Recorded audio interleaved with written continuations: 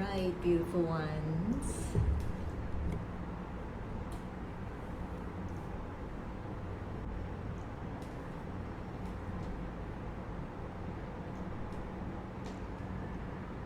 Okay, beautiful ones.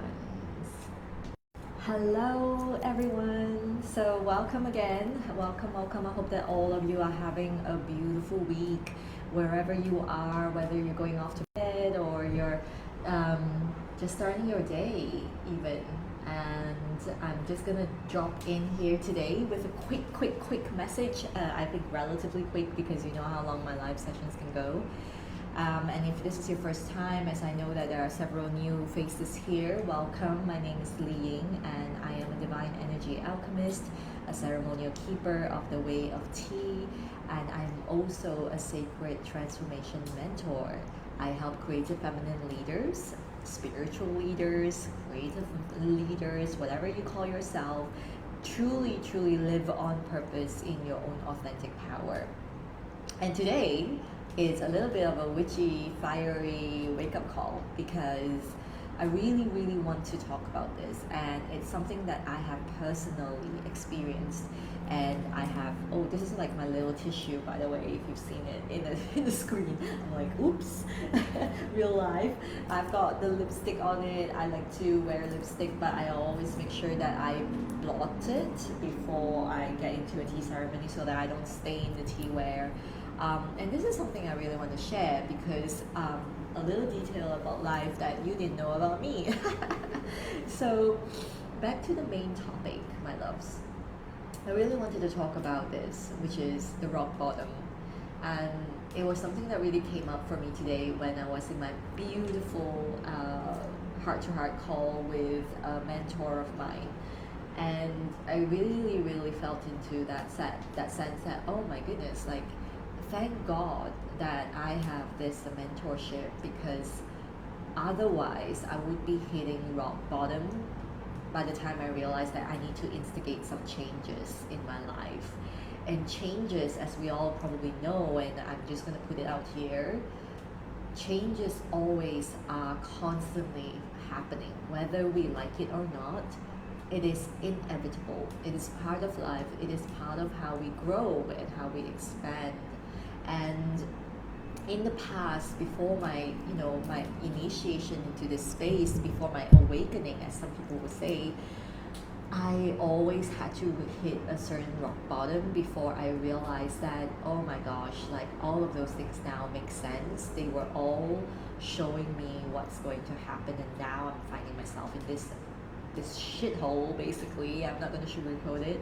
And what am I going to do right now? Because change needs to happen, otherwise I will die here, literally, right?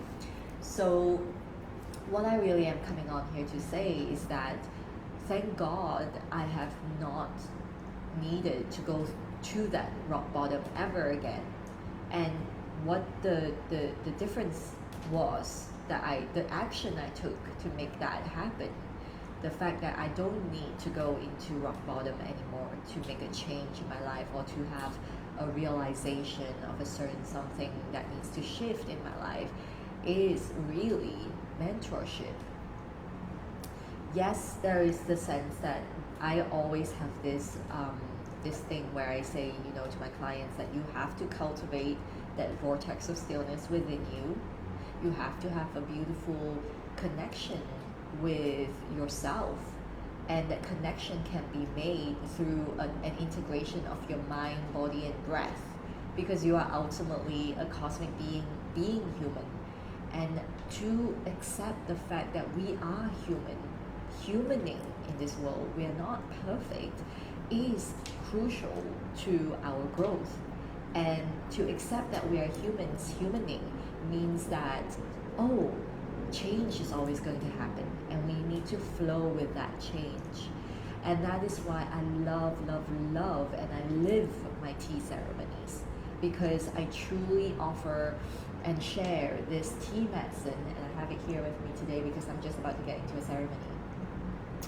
I offer this tea medicine as a gateway to access that portal, to really cultivate your own vortex of stillness, to a point where you embody that vortex of stillness, so that you know that this is me. That stillness I want to access is me. The wisdom I want to access is me. The divine I want to connect with is me.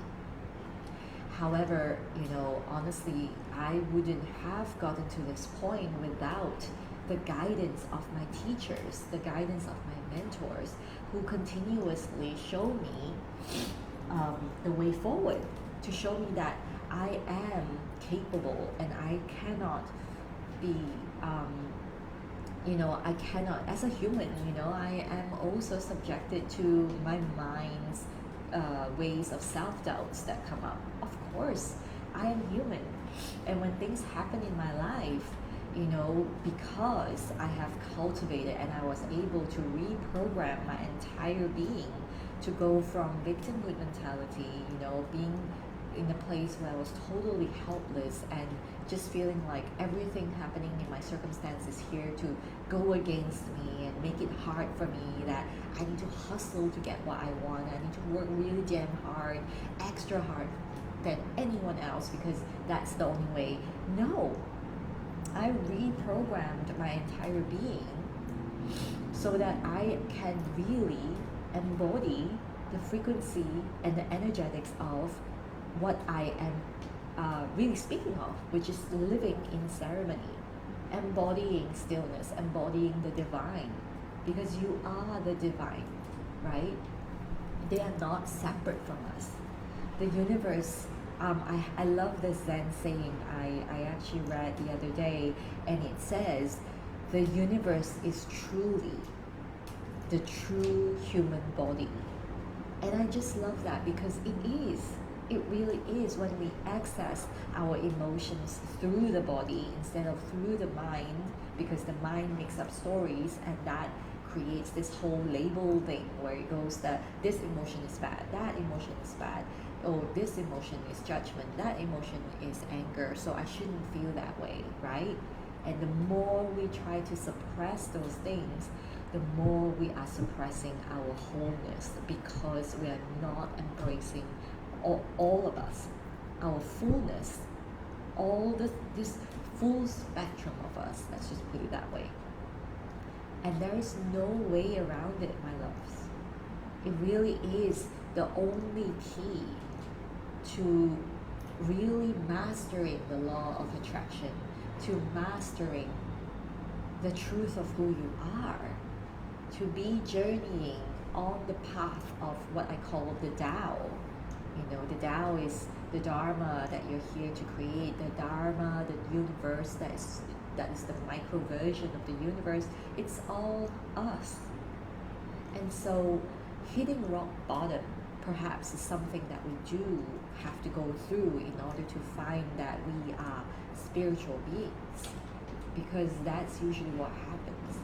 But when you are in a setting, when you are in a transformative space, where you are held by a mentor, where you're flying on the wings of this divine connection with something that is beyond us, right? Whether it's a tea medicine like mine, I come into ceremony in order for my clients to access that part of themselves. And I always say to them, it's not ever about the ceremony. It's about who you are when you come into the ceremony and who you are when you walk out of the ceremony. Because if you're not coming in with presence, you're not going to take away any lessons from the ceremony out into the real world. You're not going to live in a way that is fully you, that is fully expansive, because you're still coming into the ceremony half-hearted, doubtful, head full of knowledge, like, oh, I already know this, or I can't think, like skeptical maybe, or you are judging everyone else's like modalities and opinions. These are signposts of what is going on within you. So when these things come up for me, and because I'm human, it happens, I would turn inward and ask myself, what is this really showing me? Because these signposts always create a pattern. There is something similar about these things, and eventually, yes, if you keep ignoring the signposts, then yes, you will fall into that rock bottom. But that is why today I'm here to say you don't have to hit rock bottom in order for a change to happen in your life. You don't have to. And we're in this time and space right now where Uranus has stationed retrograde, and maybe that's why I felt so compelled to come on here to talk about this. We are living in a time when we have to root into our truth.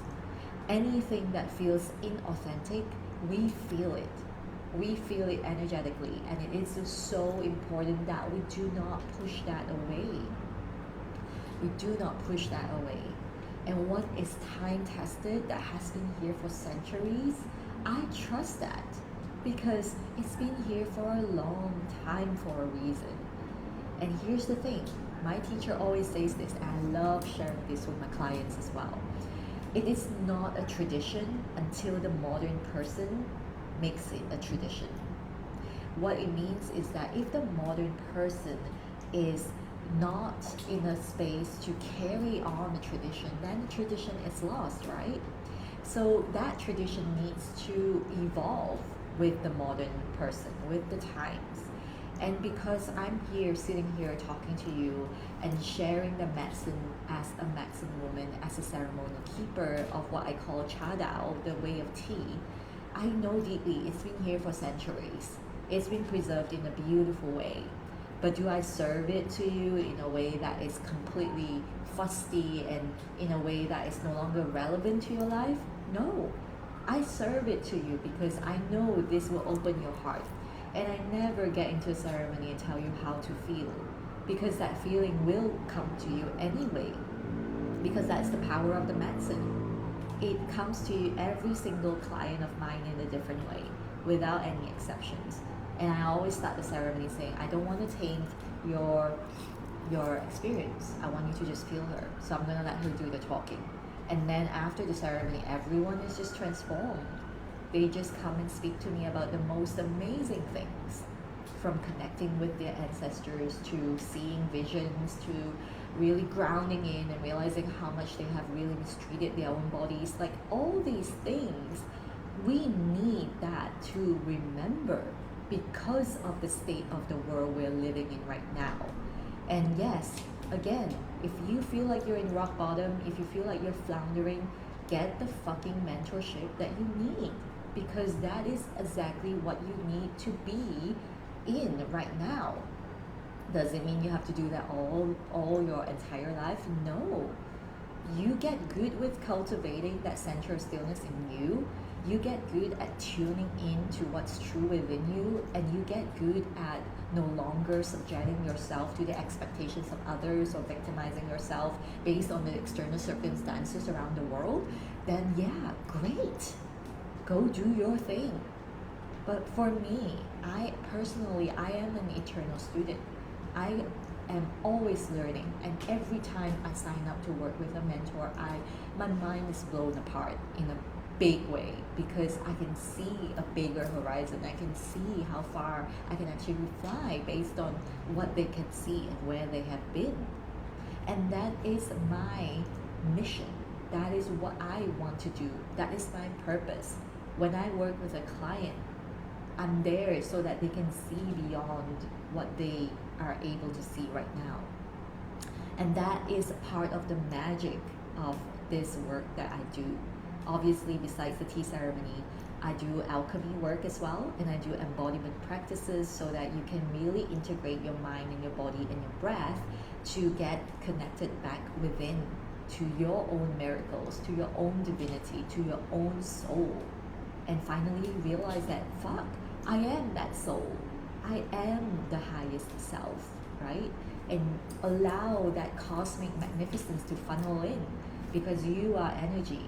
Everything around us is energy, no exception. How much you allow that in is your choice. So my love, I'm gonna end it here today. I have a tea ceremony in the moon, and I want you to all come in and join me and experience this yourself so that you can speak for yourself. And if you want to actually get deeper into this work, I'm also welcoming in sacred transformation calls. Drop an emoji if you want to book in for that. But if you are up for the tea ceremony, the link is in the description. Okay, my loves? Big kisses and sending you all my love. And yeah, I'll see you very soon. Bye.